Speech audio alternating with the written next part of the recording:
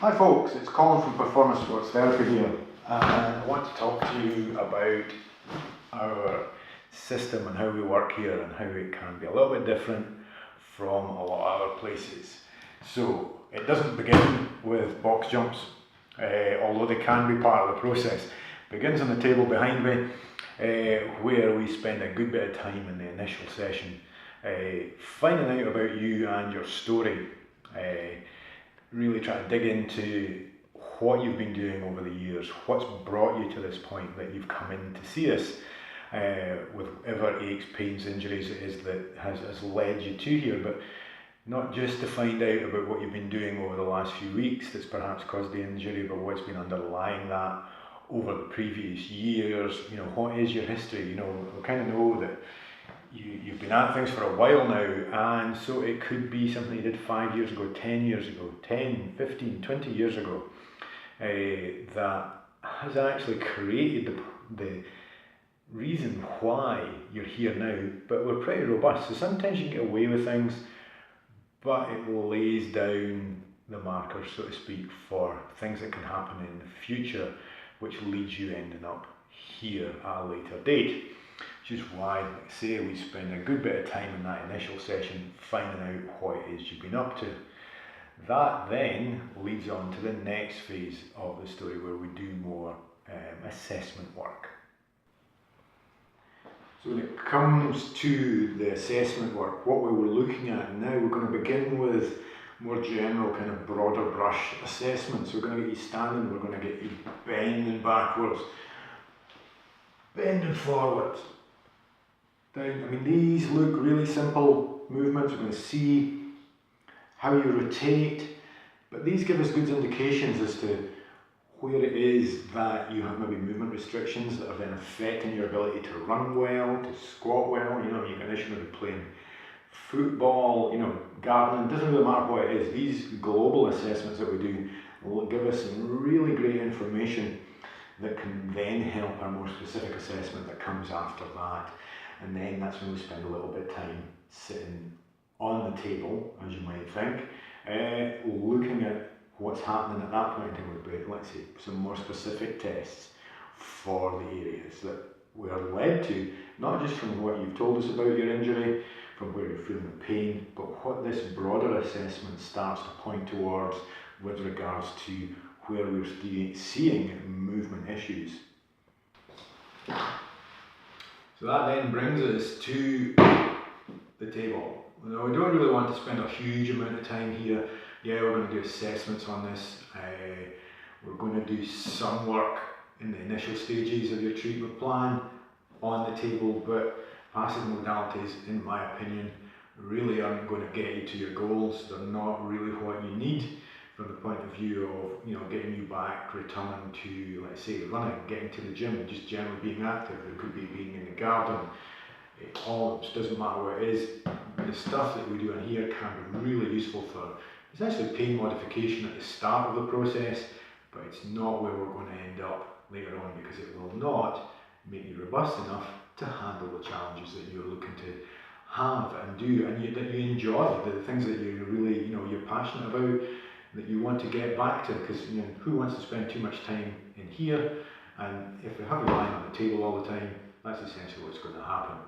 So we're going to move on from the table as fast as is reasonable and get you doing some other bits and pieces.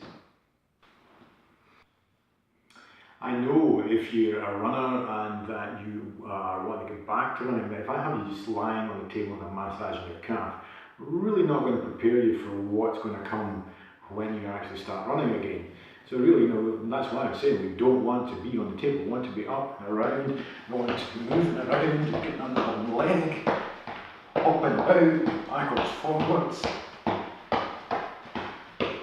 all things like that. That's really going to prepare you for the demands. In fact, that's actually going to be harder than what's going to happen when you're out running. So if I'm getting you to do something like this, then I know when you go back running that you're going to be fine. That, you know, because the demands of these hopping drills and what have you that we'll be including are going to be so much harder and more challenging than running, because you're on one leg all the time here, whereas in running you're going from one leg to the other leg. So again, it's just, passive treatment will take us so far. It's really useful for symptom modification, but we need to get this kind of stuff happening. But what else are we going to do? We're really looking for what challenges are you after? What are you doing with yourself? So when we move on from there, and it might be that you're a swimmer. So we look at things that are going on with your shoulder. So if we've got a shoulder problem, then we need to do some work with the shoulder. Again, there'll be some passive work involved, there'll be some low load work involved, but we're going to have to get you doing something that's a bit more demanding. So we could end up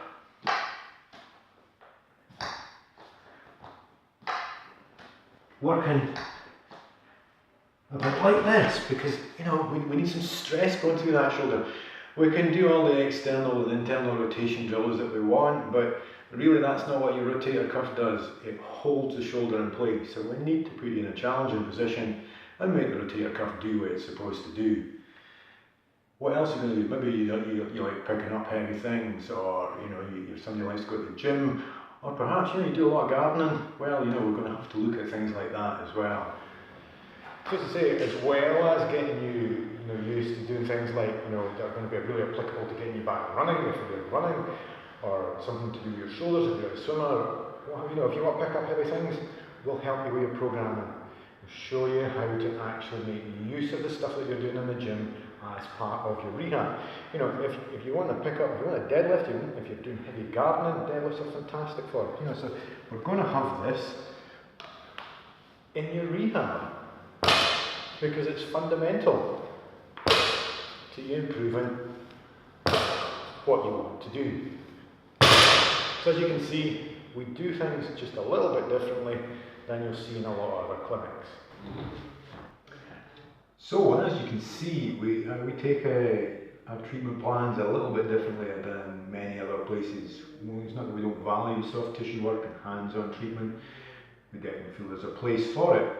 And use it regularly, but knowing what you want to be doing, knowing that you're enjoying, challenging yourself physically, and getting out there, running, getting to the gym, being active in the garden, playing with the kids, all these kind of things, that we make sure that our treatment process is going to put you in the best place possible to basically crack on and do those things. Once we reach the end of it, we really want to create that robustness, that resilience, and put you in a position where it really does become a case of thoughtless, fearless movement, where you're not worrying about what's going to happen. So there you go. There's a quick run through of kind of what it looks like with regards to the treatment process that we use and how we'll take you through it. And if you're interested, give us a message, and we'll be in touch. Cheers now, folks.